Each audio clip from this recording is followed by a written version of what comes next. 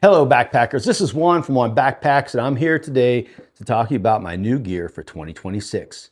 What do I got queued up that I'm interested in using, figuring it all out, and why did I buy it? So I'm going to talk about some of the specs that drew me to the gear. I'm not going to talk about it in depth. You can always go to the websites for all the nitty-gritty detail. So I'll talk about things that drew me to the piece of gear that I'm going to talk about. I'll talk about the use cases for that piece of gear, maybe some concerns I have about that gear in terms of long-term use of the gear that I'll be watching out for. So let's start by diving into things. First up, new pack.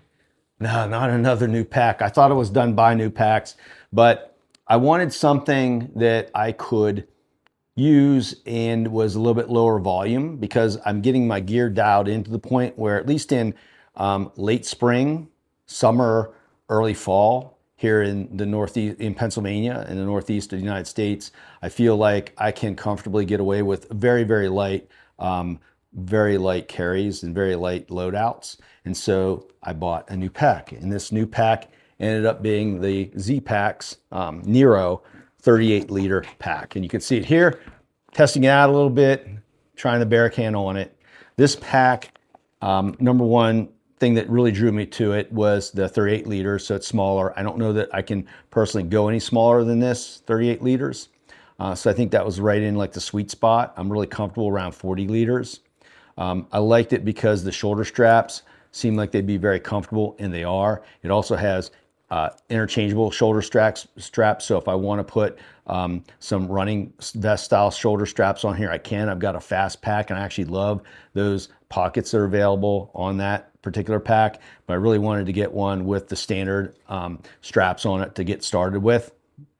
I also like the fact that it has a huge back mesh pocket, and you can add to this pack in any way that you want to.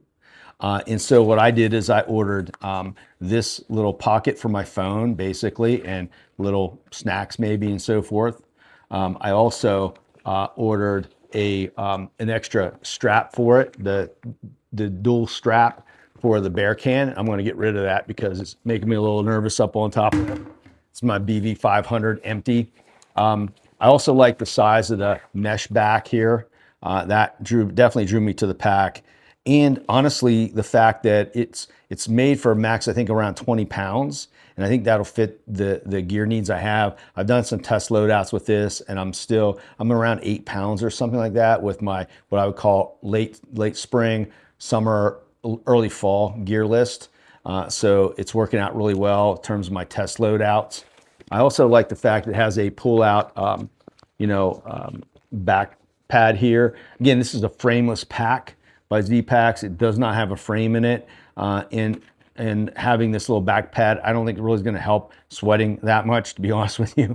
But it is nice to have this to pull out and sit on. I've had many packs with this option or with this kind of feature, and I really do enjoy it. I don't have any, I didn't order it with any waist straps on it, any belt straps on it.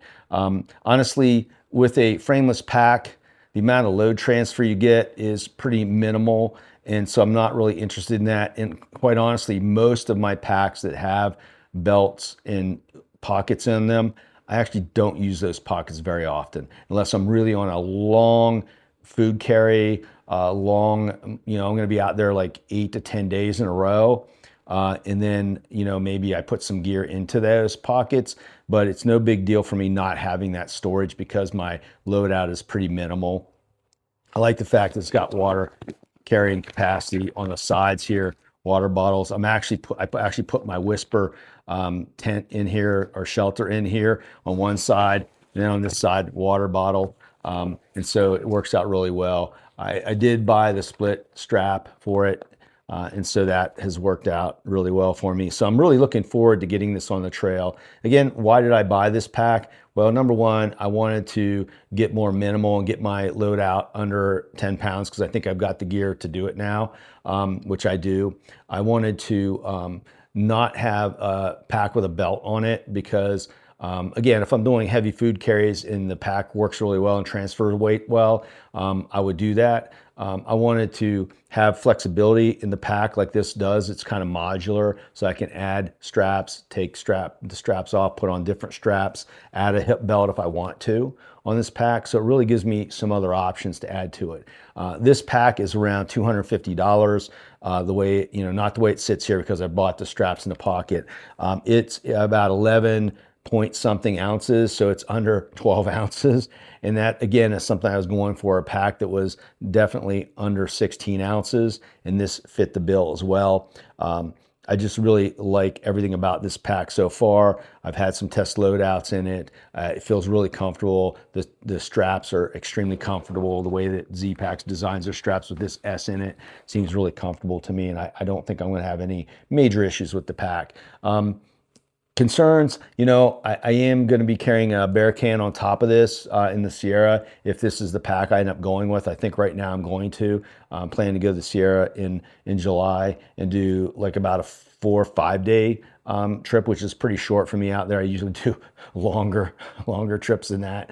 But I'm looking for that, and I'm just wondering what it'll be like to put a bear can on top of it in that that Y strap that I bought extra, and how that'll balance out the pack and so forth. And I will be doing some spring trips here in Pennsylvania once the weather warms up and just testing it out and so forth. But I don't have really any major concerns about it. The only thing I am concerned about, there's the lamination on the inside of the pack.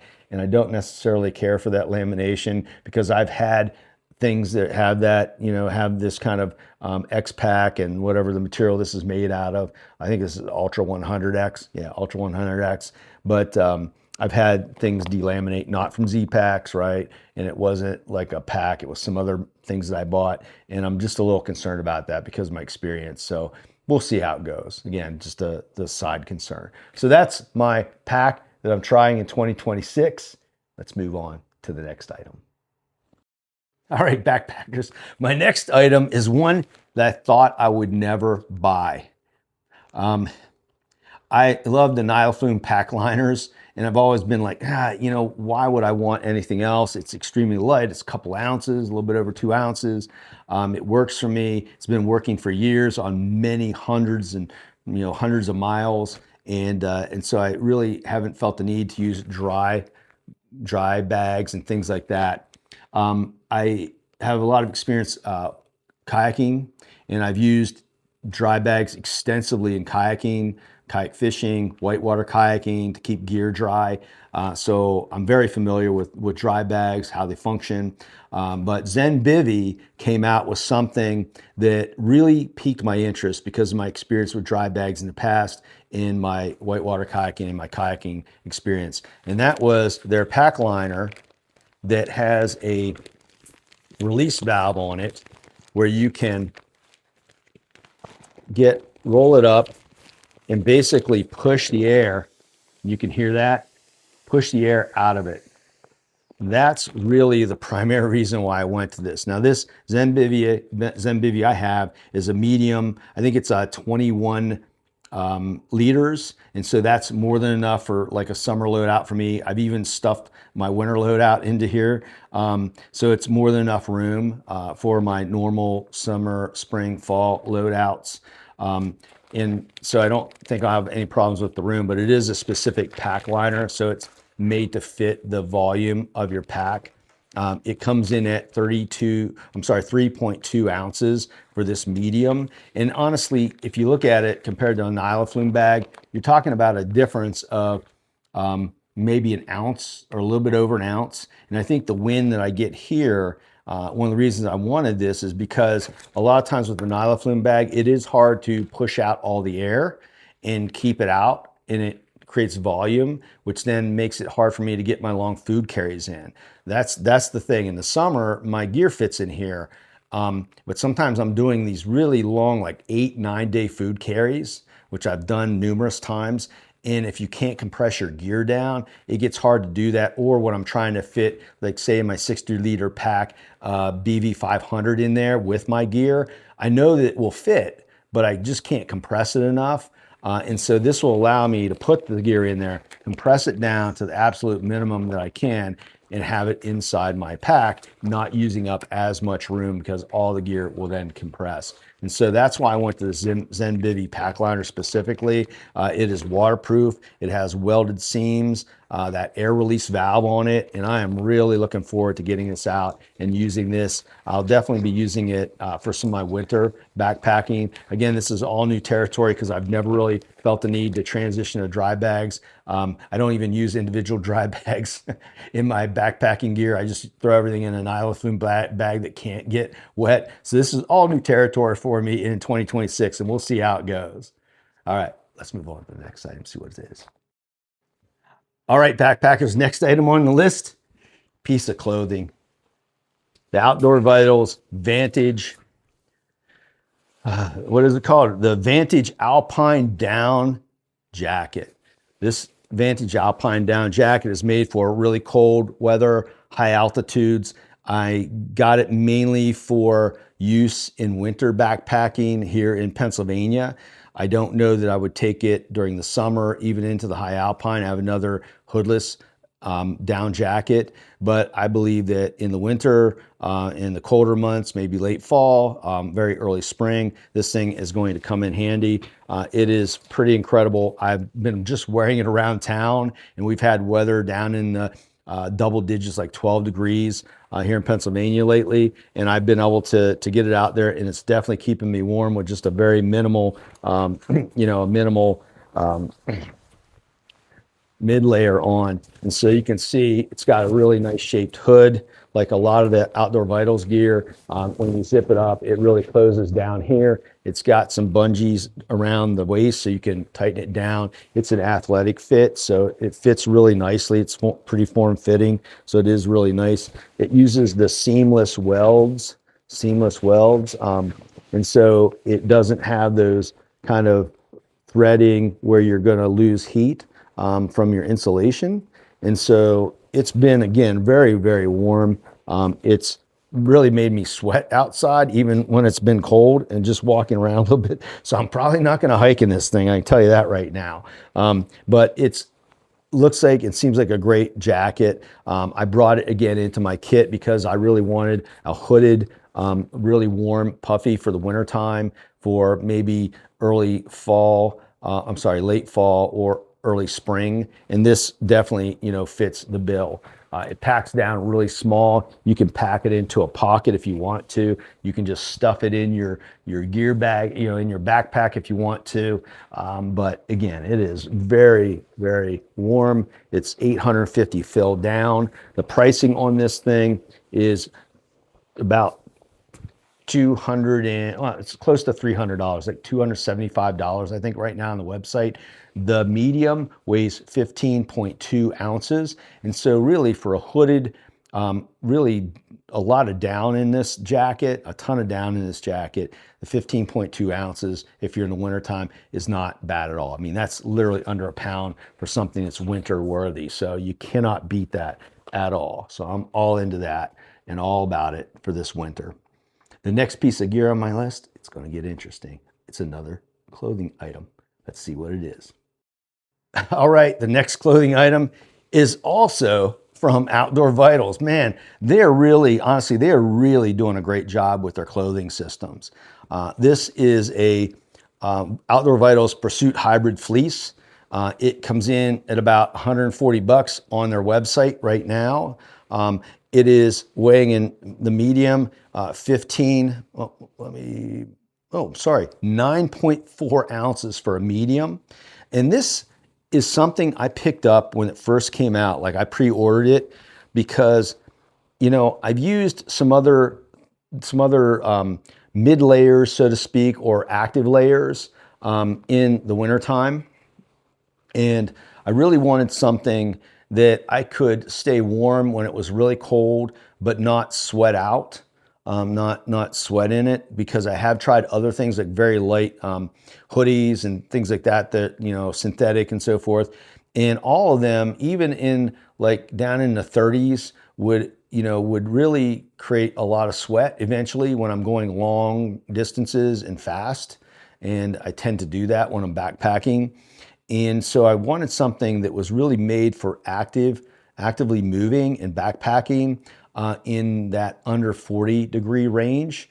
And this is it. So basically I can wear something underneath this and wear this over top as kind of a mid layer or an active outer layer.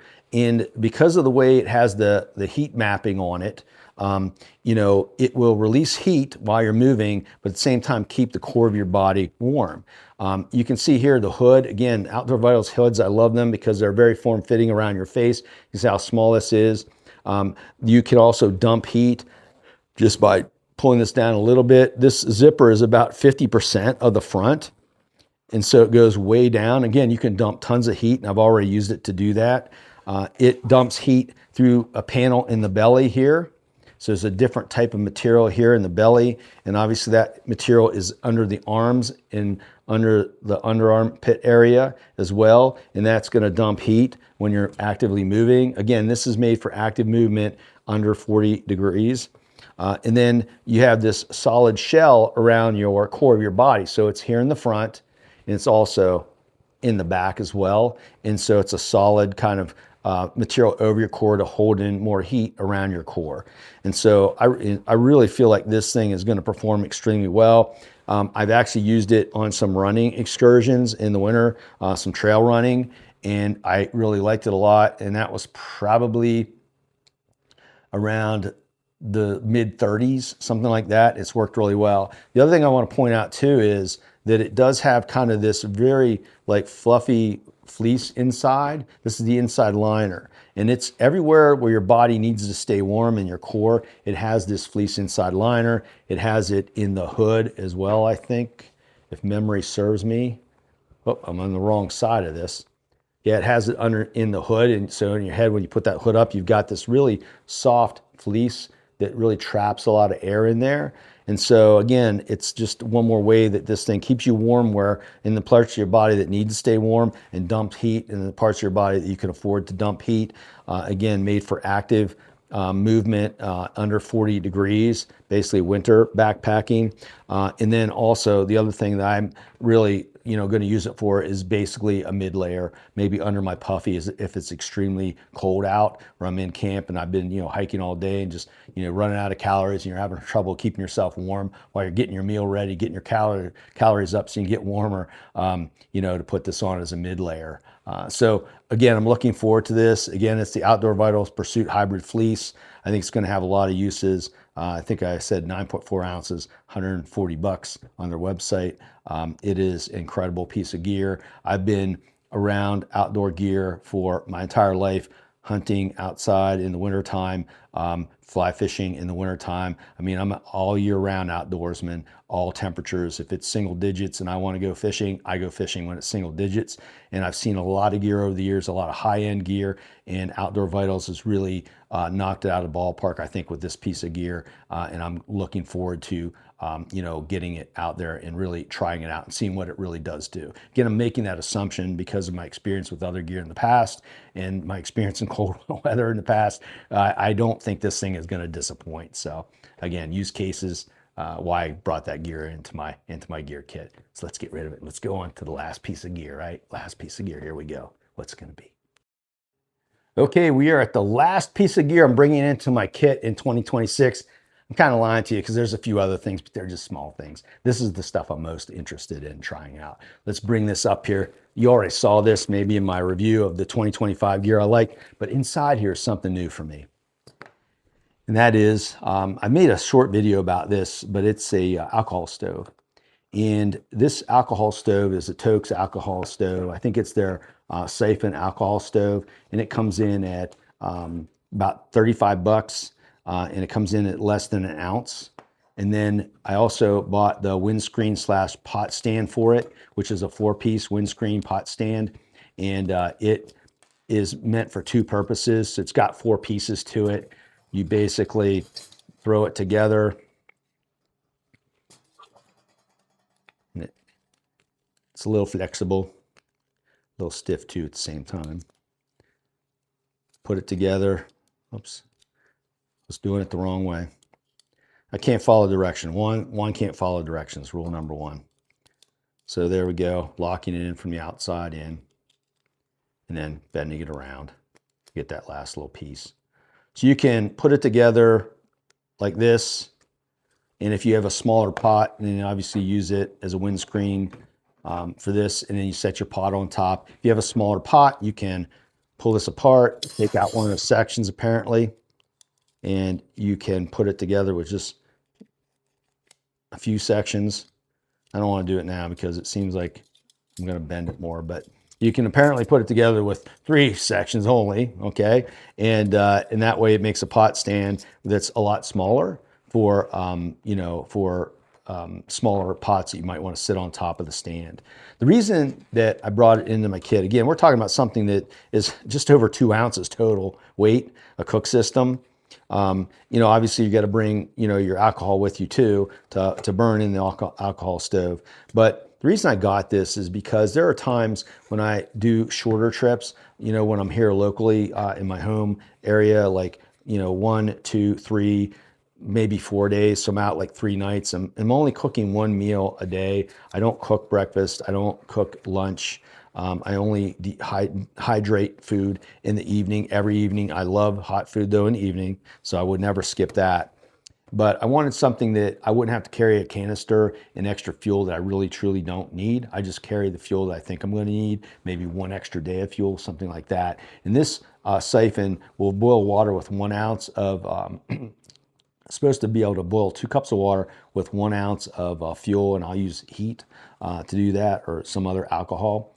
And so that's pretty optimal, because really what I can do is keep my weight down on those really short trips where I'm not really needing to cook, you know, 5, 6, 7, 8, 9, 10 nights or do 10 different burns, because typically, you know, 2 cups of water for me does my meal. And then I'm thinking that, you know, I put a little bit extra water in there and boil extra water for a coffee and dump off the water into my meal, keep the rest of the water in my pot for coffee, and I'm good to go. So this is just a way to shave a few ounces off my kit, make things a little bit simpler. And quite honestly, I was just curious about alcohol stoves. I've never used an alcohol stove before. And so this year in 2026, I just want to experiment with it and see if I like it. I simply do not believe that I would use this for longer, you know, maybe cooking more than 3 or 4 nights, because I think once you reach that threshold, really carrying the weight of a canister, you know, that has many more burns in it is actually worth it at that point,